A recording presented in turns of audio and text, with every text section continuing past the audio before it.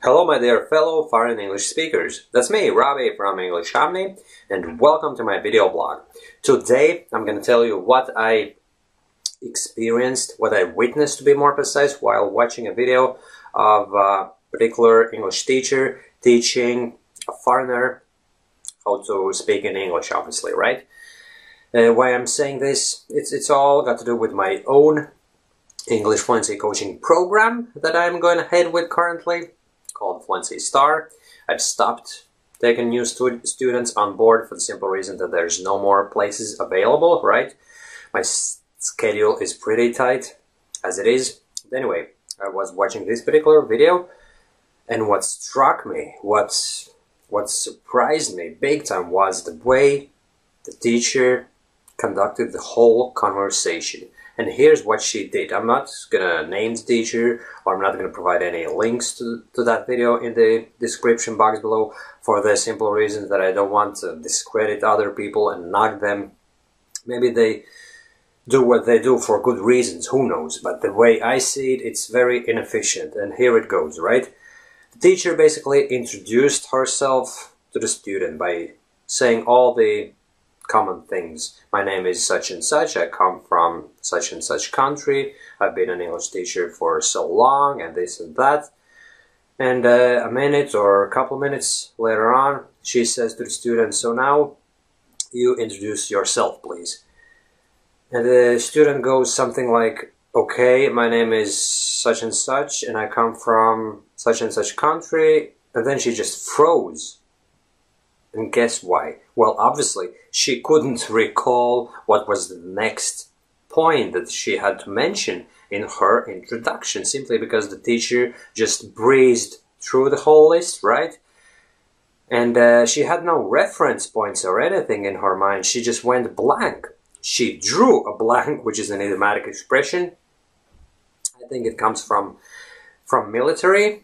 To draw a blank, it's got to do with blank bullets, I think. I'm not really sure, but then again, we don't have to analyze these idiomatic expressions. We don't necessarily need to know where they originate from. We just need to know how to apply them in daily conversations, right? So in this case, when I'm saying that the student drew a blank, it means that her mind went all blank and she basically didn't know what to say.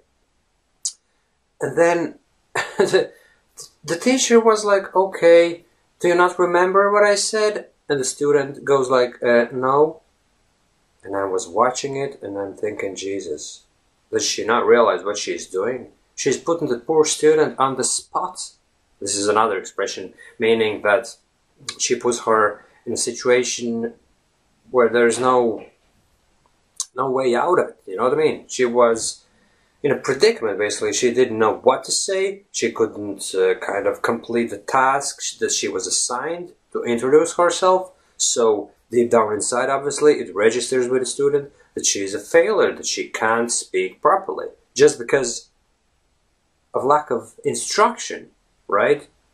But how that teacher could get away with it, and how does she not realize that that's not the proper way, I just don't get it.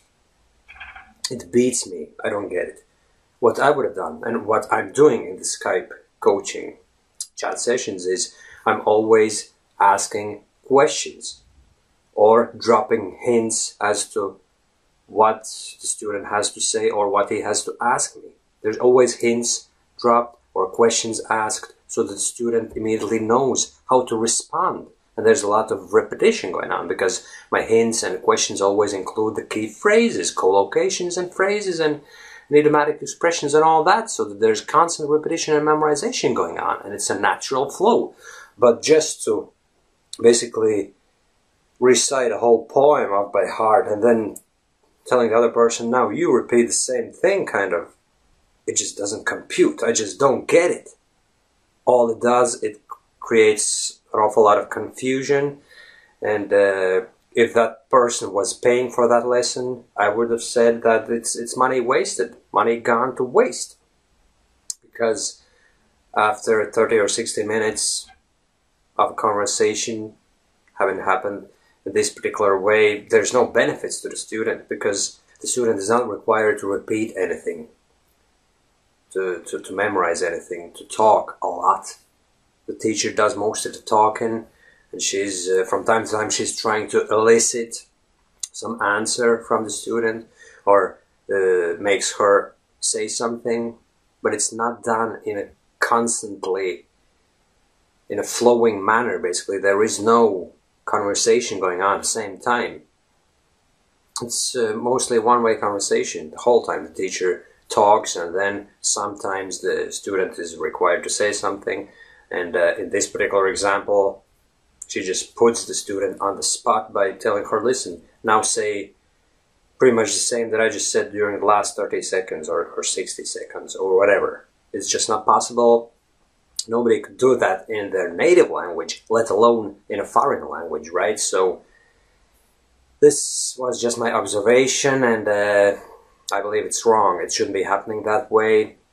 And yeah, that's about it, my friends. If you have any comments in this regard, please publish them in the comments section below this video. And of course, I'm going to be as helpful as I possibly can by responding while responding to those comments, right? Thanks for watching, and talk to you soon again. Bye bye.